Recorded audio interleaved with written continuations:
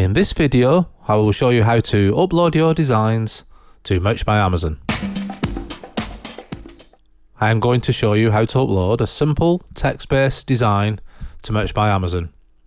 We'll be using a design of dimensions 4500 by 5400 pixels, which is Amazon standard. If you're not sure how to format the design, there are plenty of videos out there on YouTube, or you can leave a comment below and I can post a video about that too. If you're new to Merch by Amazon, there are a couple of free add-ons you can add to your Chrome browser, which will make this process much easier. One is Pretty Merch, which is free for the basic version. It looks a lot better and it's easier to keep an eye on what's happening. And also Productor, which has a really good trademark checker and various other features that are very useful. So I use both of them. So if your screen looks a little bit different than mine, that's why. They're both available to download from the Chrome extension store for free. So let's get into it. Click on the Create tab and a new window will open. Go to the top left hand corner where you see Standard T-shirt and click on where it says Upload Artwork.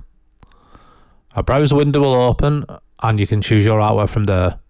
Alternatively, you could drag an artwork off your computer onto that and it'll upload it from there. It will check it for a few seconds, and if you see an error message, that means that you've either made the artwork at the wrong dimensions, or it's too big a file, or it's the wrong file extension. Hopefully you'll have no problem at this point. Once that's done, we need to go down to the details panel.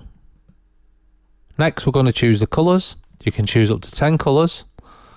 I find that by just hovering the mouse over each colour lets you see what the contrast's like. Some colours will just not work depending on what colour your design is. You don't have to put 10, but I think it is worth using the full range of colours if you can.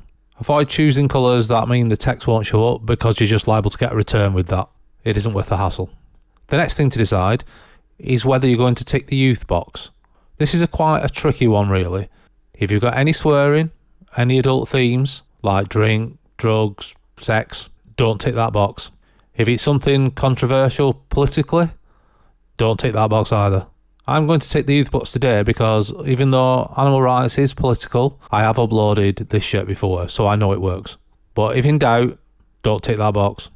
Right, so we're on to the titles now. This is where the keywords come into it, and you need to learn about this. In this tutorial though, I'm just going to use basic stuff. I'm going to use a text, and I'm going to think about who this would attract. If this was a proper upload, I'd be spending more time with the keywords.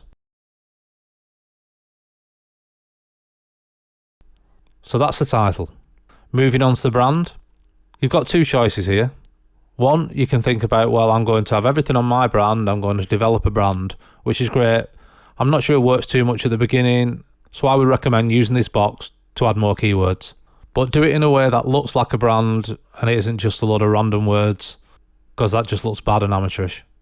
Moving on to the bullets, here we can add more keywords or reinforce the keywords. Try and keep it relevant. Again, don't use random words just asking for trouble. When it comes to description, on Productor, there's a button that you can press that basically combines your bullets, your title and your brand into the description. So you don't need to type it all out again, because by the time it gets to the description, you should have put everything down anyway, because this description isn't really something that Amazon relies on in search. Next, decide on the price. I've set mine to a standard price I use on all my first uploads. I recommend only uploading one product to one market for each design at first. That way, if you are going to get a rejection, you're just going to get one rejection. If you tick everything, you might get loads of rejections at once, and when you're in the lower tiers, that could slow your progress down. So keep your account safe. Next thing to do, trademarks. Now you can go to the relevant websites and individually click each one, but Productor has a built-in facility and I found it pretty reliable. You just have to remember when you install Productor, go into the settings and make sure everything is activated, otherwise it doesn't check. So we'll click on the American one first. As you can see, some of the words are in red, and that means that they're trademarked. Now it could be part of a trademark, but I'm just going to change that. So I'll change the "and" to something else, and I'll click on the European one now just to check that as well, because you're better off checking them at this point rather than waiting until you upload to another market and then it all goes wrong for you. And I'll just recheck the American one to make sure. That's all good. I'll just look at everything, just have a quick look over, make sure I haven't missed anything, and then it's time to press publish.